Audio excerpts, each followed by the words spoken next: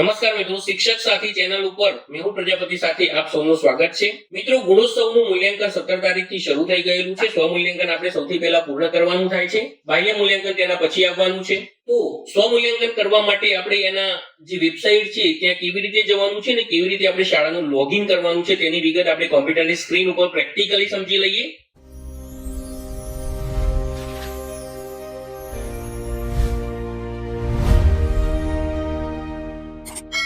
તો સૌથી પહેલા તમારે Google Chrome ઓપન કરવાનું છે.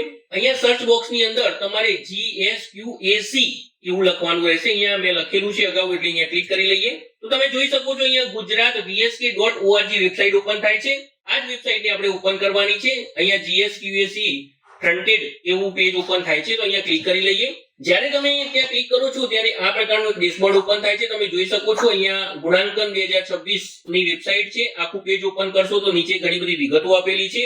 અહીંયાથી તમે સ્ટાફ ગાઈડલાઈન ઇંગ્લિશ અને સ્ટાફ ગાઈડલાઈન ગુજરાતી સાથે સાથે લોગિન અને પાસવર્ડ ચેન્જ ની ડિટેલ માટેના બ્રોશર આપેલા છે, તો અહીંયાથી તમે ડાઉનલોડ કરી શકશો અને અહીંયાથી સીધા ઓનલાઈન ચેક કરી શકશો. ચાલો હાલ આપણે લોગિન કેવી રીતે કરવું તેની વિગત સમજી લઈએ. લોગિન કરવા માટે બે મેનુ આપેલા છે. સૌથી પહેલા ઉપર લોગિન કરવા માટેનું મેનુ આપેલું છે અને અહીંયા સ્કૂલ લોગિન નું સીધું આપેલું છે. અહીંયાથી તમને એડમિન લોગિન પણ મળશે અને સ્કૂલ લોગિન પણ મળશે. અહીંયા તમને સ્કૂલ લોગિન સીધું મળી જાય છે. તમારે સ્કૂલ ફાઇન્ડ કરવી હોય તો અહીંયાથી કરી શકો છો, પણ હાલ પૂરતું આપણે સ્કૂલ લોગિન ઉપર જઈશું. સ્કૂલ લોગિનમાં તમે જોઈ શકો છો અહીંયા બંને મેનુ આપેલા છે, સ્કૂલ અને GSQC એડમિન. આ મેનુનો ઉપયોગ જે તે વેરીફાયર મિત્રો માટે થશે. અહીંયા આપણે સ્કૂલ લોગિનનો ઉપયોગ કરીશું સ્વ મૂલ્યાંકન માટે. ત્યાર પછી અહીંયા સ્કૂલનો ડેશબોર્ડ લખીશું અને બાય ડિફોલ્ટ પાસવર્ડ 1 થી 8 અંક આપેલા છે તે આપણે એડ કરીશું અને શાળાને એકવાર લોગિન કરી લઈશું. ત્યાર પછી નેક્સ્ટ વિડીયોમાં આપણે સમજીશું કે આપણે પાસવર્ડની રીસેટ કેવી રીતે કરવાના છીએ. સૌથી પહેલા આપણે એકવાર લોગિન કરી લઈએ અને ડેશબોર્ડને સમજી લઈએ. હવે આપણે મિત્રો લોગિન કરીશું ત્યાર પછી આ રીતે ડેશબોર્ડ ઓપન થાય છે. સૌથી પહેલા આપણે હોસ્ટેલ ફેસિલિટી માટે એક પ્રશ્ન પૂછવામાં આવશે તમને. હોસ્ટેલ ફેસિલિટી તમારી શાળામાં છે કે નહીં તે કન્ફર્મ કર્યા પછી આપણું લોગિન થશે. તો સૌથી પહેલા જ્યારે ડેશબોર્ડ ઓપન કરો છો ત્યારે આ પ્રકારનું ડેશબોર્ડ ઓપન થાય છે. આ ડેશબોર્ડ ઓપન થયા પછી તમે જોઈ શકો છો અહીંયા સંપૂર્ણ વિગતો આપેલી છે. આ વિગતોને જોઈ લેવાની છે. કોઈ ક્વેરી હોય તો ચોક્કસથી MIS નો સંપર્ક કરવો. પરંતુ અહીંયા હાલ પૂરતી સ્કૂલ ડિટેલમાં કોઈ પણ પ્રકારની ક્વેરી જણાતી નથી. આપણે સેલ્ફ એસેસમેન્ટ ઉપર ક્લિક કરીશું. સેલ્ફ એસેસમેન્ટ ઉપર ક્લિક કરીશું એટલે આ પ્રકારનું ડેશબોર્ડ ઓપન થશે. અહીંયા ગુજરાતી અને ઇંગ્લિશ બંને લેંગ્વેજમાં તમે કમ્ફર્ટેબલ જે લેંગ્વેજ હોય એ લેંગ્વેજમાં આ ફોર્મને સમજી શકો છો. આ બધા જ મૂલ્યાંકન સબમિટ કરો એક બટન આપેલું છે, પણ એ છેલ્લે જ્યારે તમારું 100% કામ પૂરું થઈ જશે અને તમામ ફોટોગ્રાફ્સ અપલોડ થઈ જશે ત્યાર પછી જ આ મેનુ ઓપન થશે. ત્યાં સુધી તમે એને ક્લિક કરી શકશો નહીં. પણ એક વાત સમજી લેજો, જ્યાં સુધી આ મેનુ ઓપન નહીં કરો ત્યાં સુધી તમારું સબમિટ થયેલું ગણાશે નહીં ફોર્મ. હવે તમે જોઈ શકો છો અહીંયા બંને મુખ્ય ક્ષેત્રો આપેલા છે. તમારે અહીંયાથી પસંદ કરવાના રહેશે મુખ્ય ક્ષેત્રો. અહીંયા એડમિનિસ્ટ્રેટિવ મુખ્ય ક્ષેત્ર આપેલું છે અને એકેડેમિક આપેલું છે. અત્યારે એડમિનિસ્ટ્રેટિવ લખેલું ક્લિક કરેલું છે. અહીંયા એકેડેમિક ઉપર ક્લિક કરીશું તો એના જે પેટા ક્ષેત્રો છે અહીંયા નીચે તમને જોવા મળશે. એડમિનિસ્ટ્રેટિવ ઉપર ક્લિક કરીશું એટલે અહીંયા એના જે મુખ્ય પેટા ક્ષેત્રો છે એ તમને જોવા મળશે.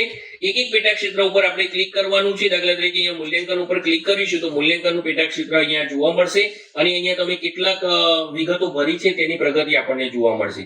ફોર એક્ઝામ્પલ હું અહીંયા ક્લિક કરું છું તો એના જે નીચેના પ્રશ્નો છે આપણને જોવા મળશે. અહીંયા તમે જોઈ શકો છો તમામ ક્વેશ્ચન આપેલા છે. ક્વેશ્ચન તમારે ક્લિક કરવાના રહેશે અને ક્વેશ્ચનના આધારે પછી તેના ફોટોગ્રાફ તમારે અપલોડ કરવાના રહેશે. એટલે દાખલા તરીકે અહીંયા હું એક ક્લિક કરીશ તો સેવ એસેસમેન્ટ નું અહીંયા ઓપ્શન આપણને જોવા મળી જાય છે. એટલે જ્યારે તમે અહીંયા ક્લિક કરશો ત્યાર પછી તમારે અહીંયા સેવ એસેસમેન્ટ આપવાનું રહેશે. દરેક વિધાન સેવ કરતા જશો ત્યાર પછી તમારે છેલ્લે બધા જ મૂલ્યાંકન સબમિટ કરવાનું રહેશે. તો આ વિગત તમે સમજી ગયા હશો કે બંને ક્ષેત્રો અહીંયા તમારે એક એક પસંદ કરવાના છે અને એક એક વિગતોને તમારે અહીંયા ક્લિક કરતા જવાનું છે. અહીંયા ક્લિક કરશો એટલે એના પેટા ક્ષેત્રો આપણને ઓપન થયેલા જોવા મળશે અને પેટા ક્ષેત્રો શરૂની નીચે પણ અહીંયા જ્યાં સુધી અહીંયા શરૂ કર્યું નથી ત્યાં ક્લિક કરતા જશો. અહીંયા એરો આપેલો છે ત્યાં સુધી નીચે ક્વેશ્ચન હશે એવું સમજવાનું રહેશે.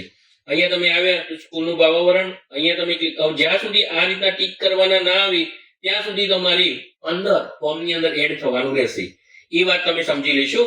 આમ તમે ફોર્મની અંદર ડીપ જશો ત્યાર પછી અહીંયા ક્લિક કરશો, સેવ કરશો અને ત્યાર પછી નેક્સ્ટ ક્વેશ્ચન ઉપર જશો એટલે નેક્સ્ટ ક્વેશ્ચનમાં આ ફોર્મની અંદર તમે આવી જશો. આ રીતે તમારે આખું ફોર્મ તમારી શાળાના મૂલ્યાંકનના આધારે અને આધાર પુરાવાના આધારે સબમિટ કરી દેવાનું રહેશે. તો મિત્રો તમે બધી જ વિગતો સમજી ગયા હશો. અત્યારે વેબસાઇટ એકદમ સ્મૂથલી ચાલી રહી છે એટલે જે પણ મિત્રો વહેલાથી પહેલાના ધોરણે જો આ કામ પૂરું કરી દેશે તો પાછળથી સમસ્યા આવશે નહીં. જનરલી એવું બનતું હોય છે કે જ્યારે આખા ગુજરાતમાં આનું ઇમ્પ્લિમેન્ટેશન અને ફોલોઅપ શરૂ થાય ત્યાર પછી વેબસાઇટ ઉપર થોડો લોડ આવતો હોય છે.